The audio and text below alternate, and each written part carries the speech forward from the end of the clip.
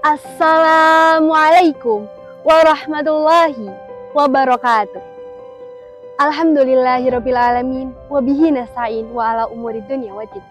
Wassalatu wassalamu ala asrofil anbiya'i wal mursalin wa ala alihi wa ashabi ajmain, amma ba'du.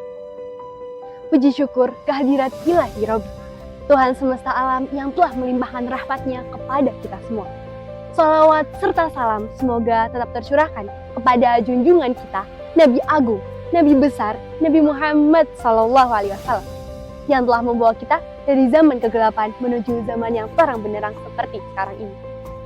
Teman-temanku, generasi muda yang dirahmati oleh Allah Subhanahu wa Ta'ala, coba kita renungkan sejenak.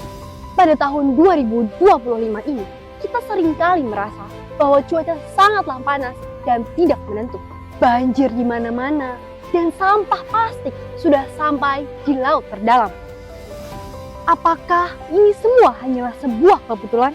Tentunya tidak. Allah Subhanahu wa Ta'ala pun sudah pernah berfirman dalam Al-Qur'an surat Ar-Rum ayat 41 yang berbunyi, A'udzubillahi minasyaitonirrajim, Bismillahirrahmanirrahim. Zaharal fasadu fil barri wal bahri bima kasabat aydin nas. Al-ayah. Telah tampak kerusakan di darat maupun di laut akibat ulah tangan manusia. Dulu mungkin kita menganggap bahwa urusan lingkungan hanyalah urusan aktivis atau bahkan pemerintah saja. Tapi hari ini saya ingin mengajak teman-teman semua untuk melihat dari sisi ini. Karena menjaga lingkungan bukanlah hanya sekedar soal gaya hidup, melainkan karena ini adalah sebuah panggilan dakwah.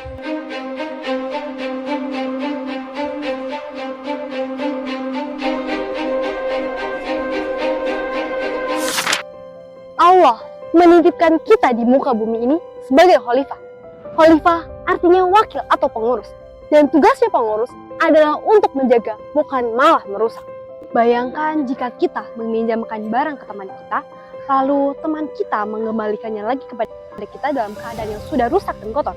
Pastinya kita marah, bukan? Begitu pula dengan bumi ini. Lantas, apa yang harus kita lakukan sebagai generasi muda? Apakah kita harus menjadi ahli lingkungan dulu? Tentunya tidak. Kita bisa menjaga lingkungan dengan melakukan 3 jihad kecil. Yang pertama adalah jihad kebersihan. Rasulullah SAW bersabda, At-tahuru asyatrul iman. Kebersihan adalah sebagian dari iman. Mari kita jujur, kalau kita rajin sholat, tapi kita juga masih sering membuang sampah sembarangan, artinya iman kita masih sangatlah perlu ditanyakan. Jangan sampai dahi kita hitam karena seringnya sujud, tetapi tangan kita juga kotor karena seringnya merusak alam. Yang kedua adalah jihad melawan mubazir.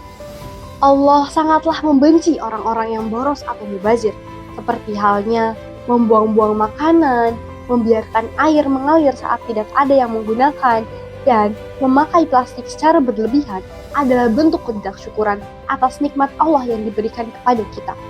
Oleh karena itu, mari kita ubah kebiasaan negatif tadi menjadi kebiasaan yang positif, mulai dari diri kita sendiri, dari hal-hal kecil, dan dari sekarang. Seperti halnya membawa botol minum kemanapun kita pergi, dan menghemat air ketika tidak ada yang menggunakan. Dan yang ketiga atau yang terakhir adalah jihad menanam kebaikan. Ada hadis yang sangat luar biasa isinya. Di dalam hadis tersebut berbunyikan, sekiranya kiamat akan datang besok, tetapi di tanganmu masih ada satu bibit pohon, maka tanamlah. Hadis riwayat Ahmad. Pesan Nabi di sini sangatlah jelas, bahwasannya Nabi berpesan kepada umat manusia untuk jangan pernah berhenti berbuat baik kepada alam apapun kondisinya.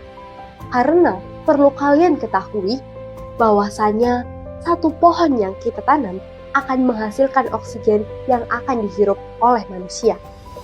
Dan itu akan menjadi pahala jariah yang dimana jika kita meninggal nantinya, pahala tersebut akan tetap mengalir dengan deras.